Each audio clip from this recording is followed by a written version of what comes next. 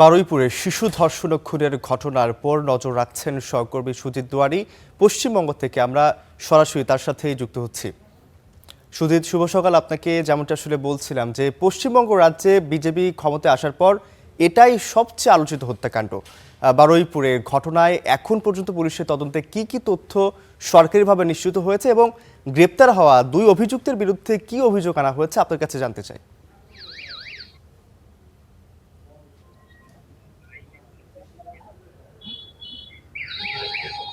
শুভ সকাল আপনাকে এবং স্টার নিউজের যারা দর্শক এই মুহূর্তে রয়েছে দেখছে তারা প্রত্যেকেই শুভ সকাল। এবং আপনাকে জানিয়ে রাখি এই মুহূর্তের পশ্চিমবঙ্গের সব থেকে বড় আলোচিত খবর এবং এই যে পরিবর্তনের সরকার যেটা বলা হচ্ছে, যে শুভেন্দু অধিকারী সরকার গঠনের পর সব থেকে আলোচিত ঘটনা হচ্ছে এটি যে বারুইপুরের 11 বছরের একটি শিশুকে ধর্ষণ করে খুনের অভিযোগ। এবং এই যে ধর্ষণ করে খুন, যেটা যদিও মেডিকেল পরীক্ষার পর অর্থাৎ ময়নাতদন্তের পর সেটা স্পষ্ট হবে, তবে বাসিন্দাদের অনুমান তাকে ধর্ষণ করে খুন করা হয়েছে এবং পুকুর থেকে দেহ উদ্ধার হয়েছে। এই যে শিশুটি বন্ধুর জন্য গিফট কিনতে গিয়েছিল, তার জন্মদিন রয়েছে, সেই জন্মদিনে গিফট কিনতে যাওয়ার পথেই তাকে তুলে নিয়ে যাওয়া হয়। বাসিন্দাদের অভিমত অনুসারে 4 জন তাকে তুলে নিয়ে যায় এবং পরবর্তীতে তার দেহ মেলে এলাকার পুকুর থেকে। অর্থাৎ এই এই ঘটনার পরে কিন্তু এলাকায় ব্যাপক জনরোষ তৈরি হয়, কারণ 11 বছরের একটি শিশুর এভাবে মর্মান্তিক মৃত্যুর ঘটনা মেনে নিতে পারছে না কেউ। এবং সেক্ষেত্রে দাঁড়িয়ে এলাকার বাসিন্দারা দীর্ঘক্ষণ পথ অবরোধ করে, রেল অবরোধ করা হয় এবং পুলিশের সঙ্গেও তাদের দফায় দফায় সংঘর্ষ হয়।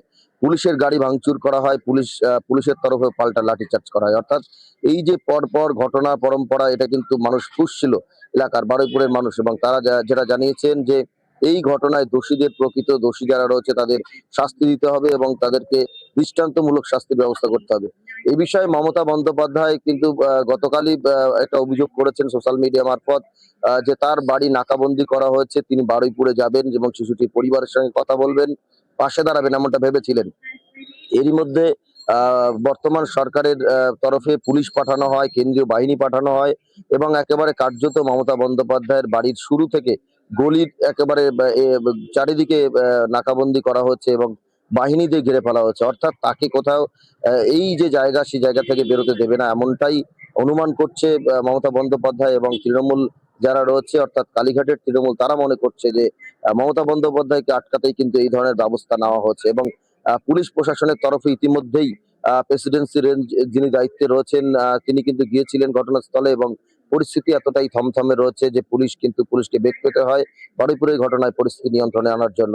ইতিমধ্যেই পুলিশ দুজনকে গ্রেপ্তার করেছে এবং বাকিদের গ্রেপ্তারের প্রক্রিয়া চলছে। এবং ইতিমধ্যে পুলিশের তরফে 3টি অভিযোগ মামলা দায়ের করা হয়েছে।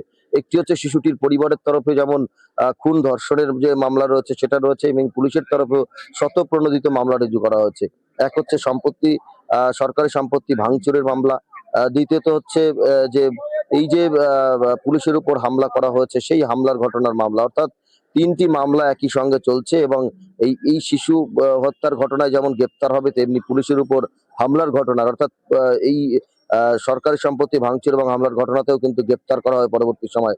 কারণ শুভেন্দু অধিকারী সরকার কিন্তু এর আগে বলেছিল যে পুলিশ বা প্রশাসনের উপর হামলা তারা বরদাস্ত করবে না, একেবারে জিরো টলারেন্স এক্ষেত্রে। এই ক্ষেত্রেও কিন্তু সেই অবস্থান নেবে, তবে একটু ধীরে চলার নীতি নিয়েছে, কারণ বারুইপুরের ঘটনা, শিশুটির পরিবারের আগে পাশে দাঁড়ানো, তারপরে পরবর্তী পদক্ষেপ নেওয়া হবে। এবং এখনো পর্যন্ত এলাকা কিন্তু থমথম রয়েছে। গতকাল একজনকে গণধোলাই দিয়ে মারা হয়েছে, কারণ এই ঘটনায় যুক্ত থাকার অভিযোগ রয়েছে এবং সে গণধোলাই দেওয়া হয়েছিল, তার মৃত্যু হয়েছে। সুতরাং বারুইপুরের ঘটনা যথেষ্ট স্পর্শকাতর বিষয় এবং বলা যায় যে বিজেপি সরকার গঠনের পর পশ্চিমবঙ্গের সব থেকে বড় আলোচিত ঘটনা।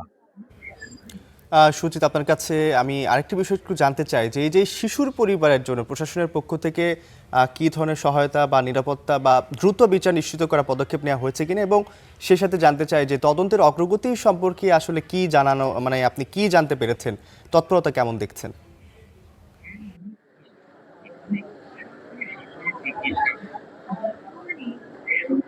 দেখুন, পুলিশের তরফে কিন্তু ইতিমধ্যেই গ্রামবাসীরাই কিন্তু কয়েকজনকে সন্দেহ তালিকায় রেখেছিল এবং পুলিশকে জানানো হয় এবং পুলিশের তরফে তাদের 2জনকে কিন্তু ইতিমধ্যেই গ্রেপ্তার করা হয়েছে।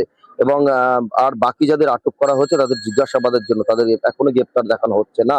তবে এই যে শিশুটির পরিবার, সেই পাশে দাঁড়ানো পুলিশের তরফে আশ্বস্ত করা হয়েছে প্রকৃত দোষীকে শাস্তি দেওয়া হবে এবং একেবারে পুলিশের তরফে চেষ্টা করা হবে চূড়ান্ত পর্বের যে শাস্তি অর্থাৎ ফাঁসির যে সাজা বা পরিবার তরফে দাবি করছে সেই পর্যায়ে নিয়ে যাওয়া যায় কিনা সেটাও কিন্তু দেখার রয়েছে।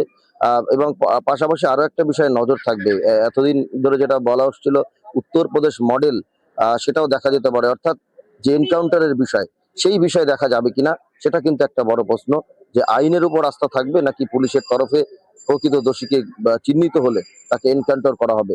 এই সমস্ত বিষয় মাথায় রয়েছে এবং এই যে পরিবারের পাশে দাঁড়াবে, কারণ পূর্বতন সরকার অর্থাৎ বিদায়ী সরকার কিন্তু ঘোষণা করেছিলেন যে এই ধরনের ঘটনা, নারী নির্যাতনের ঘটনায় পরিবারকে কিছু টাকা দেওয়ার কথা, যেটা সরকারের তরফে সাহায্য দেওয়ার কথা, সেই প্রক্রিয়া কিন্তু বন্ধ হয়নি। সুতরাং সরকারি যেটা সাহায্য সেটা শিশুটির পরিবারকে দেওয়া হবে।